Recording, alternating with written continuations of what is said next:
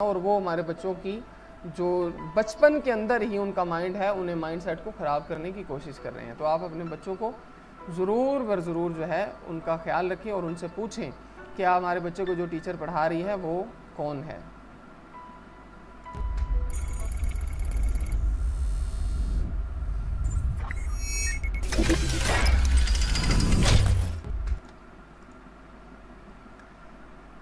آگے چلتے ہیں. نوجوانوں کے لیے ایک خاص گفتگو کہہ لیں, خاص ایک نصیحت کہہ لیں, یا خاص ان کی زندگی کے اندر آنے والے واقعے سے یا سانحے سے بچنے کے لیے کوئی مشورہ کہہ لیں, آپ اسے کچھ بھی نام دے سکتے ہیں. آواز کا شکر ٹائٹل ہے, آواز کا شکر. آپ میں سے کسی کی آواز زیادہ اچھی ہے؟ پی ٹی سر نے پوچھا. یہ نویں جماعت تھی. آج ان کے سائنس کے استاد نہیں آئے تھے, اس لیے وہ پی ٹی کرنے گراؤنڈ میں موجود تھے. ہلکی پھلکی پی ٹی کے بعد سر نے گفتگو شروع کر دی. سر عامر کی کلاس میں سب لڑکے بول اٹھے. ٹھیک ہے عامر بیٹا, آپ اپنی اچھی آواز کا شکر کیسے ادا کرتے ہیں؟ جی سر, شکر, آواز کا شکر, وہ کیسے؟ عامر گڑبڑا گیا. یہ تو اس نے سوچا ہی نہیں تھا. ابھی پی ٹی سر اپنی بات پوری سمجھاتے کہ بیل ہو گئی اور سب لڑکے قطار بنا کر کلاس میں آ گئے. عامر اگرچہ حافظ قرآن تھا لیکن اس کا رجحان قرآن کی جانب بالکل بھی نہیں تھا. اس کے والدین امجد صاحب اسے سمجھا کر تھک چکے تھے. عامر کو اللہ پاک نے بہت خوبصورت آواز سے نوازا تھا. اس کے لیے والد کی خوشی ہوتی, اس لیے اس کے والد کی خواہش ہوتی تھی کہ موقع بموقع وہ تلاوت قرآن کیا کرے اور یوں ان کے دل کو ٹھنڈک پہنچایا کرے. لیکن عامر ان کی یہ خواہش بہت کم ہی پوری کرتا تھا. میٹرک کے بعد عامر نے جیسے ہی کالج میں ایڈمیشن لیا اور وہاں بھی اس کی اچھی آواز کی دھوم مچ گئی. کلاس فیلوز فرمائش کر کے اسے نت نئے مشہور گانے سنانے کو کہتے اور عامر کو تو بس یہی چاہیے تھا. ابھی کچھ مہینے پہلے عامر کے گھر کے پاس ہی ایک بڑے شاپنگ مال نے کنسرٹ کروایا. اس کے آخر میں گانوں کا مقابلہ بھی رکھا گیا تھا جو عامر نے جیت لیا. اسے ایک سنہری ٹرافی اور کیش انعام دیا گیا جسے پا کر وہ بہت خوش تھا. یار وہ والا سناؤ نا, وہ نئی فلم کا گانا ہے جو. علی نے گانے کے بول بتائے تو عامر پہلے تو مروتاً انکار کرتا رہا. پھر جب سبھی دوستوں نے فرمائش کی تو عامر نے گانا شروع کر دیا. اس وقت وہ بریک کے ٹائم اکٹھے ہوئے تھے. جب عامر نے گانا ختم کیا تو سب نے زوردار تالیاں بجا کر عامر کو خوب داد دی. عامر مسکراتا رہا اور اندر ہی اندر خوش ہوتا رہا. لیکن عامر, تم تو حافظ قرآن ہو, حافظ ہو کر گانے کیوں گاتے ہو؟ تمہارا ابا کتنا سمجھاتے ہیں تمہیں کہ یہ کام چھوڑ دو. یہ وسیم کی آواز تھی جو نہ جانے کب وہاں آ کر کھڑا ہوا تھا. وہ عامر کے بچپن کا ساتھی تھا اور ان کے پڑوس میں رہتا تھا. کالج میں وہ دونوں ایک ہی کلاس میں تھے. بچپن میں دونوں دوست تھے, لیکن جب سے عامر کا رجحان تلاوت کی بجائے موسیقی کی جانب ہوا تھا تب سے دونوں کی آپس میں نہیں بنتی تھی. ہمیشہ ہی تلخی ہو جاتی, جس کی وجہ سے عامر نے وسیم کے ساتھ اٹھنا بیٹھنا بند کر دیا تھا. تم یہاں بھی پہنچ گئے اپنی نصیحتوں کا ٹوکرا لے کر. جاؤ اپنا کام کرو, میری مرضی, دراصل تم میری آواز سے جلتے ہو. عامر نے نہایت بدتمیزی کے ساتھ کہا اور اس کے ساتھ ہی اس کے تمام دوست بھی وسیم کا مذاق اڑانے لگے. ایک سال گزرتے پتہ بھی نہیں لگا. کچھ دنوں بعد نئی آنے والی فرسٹ ایئر کو ویلکم پارٹی دی جانے والی تھی جس کی تیاریاں زور و شور سے جاری تھیں. عامر کی پڑھائی کا اچھا خاصا حرج ہو رہا تھا کیونکہ اکثر اسے گانوں کی ریہرسل اور چناؤ کے لیے بلا لیا جاتا تھا. عامر بھی اس پارٹی کے لیے بہت پرجوش تھا. اس دن سر اختر نے کلاس میں آ کر کہا, آپ میں سے تلاوت کون کرنا چاہے گا؟ سر عامر سے کروا لے, وہ حافظ قرآن بھی تو ہے. اچانک وسیم نے اٹھ کر کہا. تو نہ جانے کیوں عامر کا دل دھڑکنے لگا اور اس کی پیشانی پر پسینہ آ گیا. ارے عامر بیٹا, آپ حافظ ہیں؟ ماشاءاللہ, یہ تو بہت اچھی بات ہے. بس پھر طے ہو گیا, تلاوت آپ کریں گے. آپ لاسٹ پیریڈ میں میرے پاس آئیے گا. یہ کہہ کر سر اختر چلے گئے تو بایو کے سر دوبارہ سے پڑھانے لگے. لیکن اب عامر کا دھیان لیکچر سے ہٹ چکا تھا. وہ سر, میں تلاوت نہیں کر سکتا, عامر نے کہا.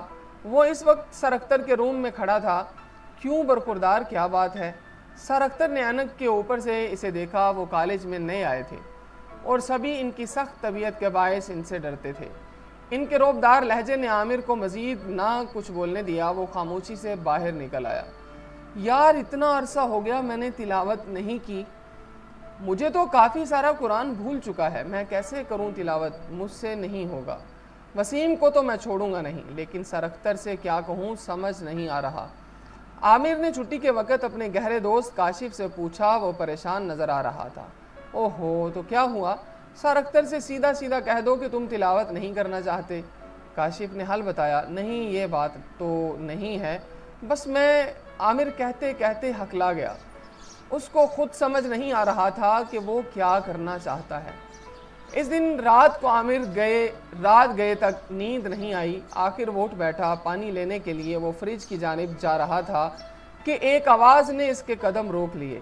یا اللہ میرے بیٹے کو بعمل حافظ بنا دے، یا اللہ قرآن کا نور اس کے اندر تک اتار دے، یا اللہ میں نے بہت محنتوں اور مشقتوں سے اسے حفظ کروایا تھا، وہ مجھے کیا پتا تھا وہ قرآن کی راہ چھوڑ کر شیطان کی راہ پر چل پڑے گا۔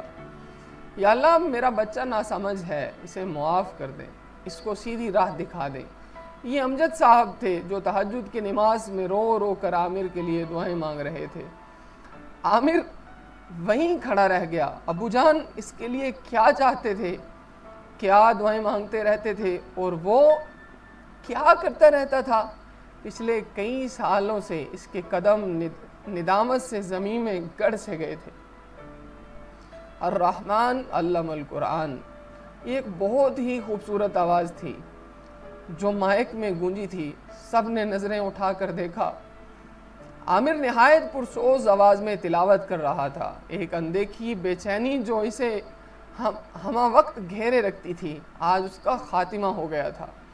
دراصل ایک بھٹکا ہوا مسافر آج سیدھے راستے پر چل پڑا تھا۔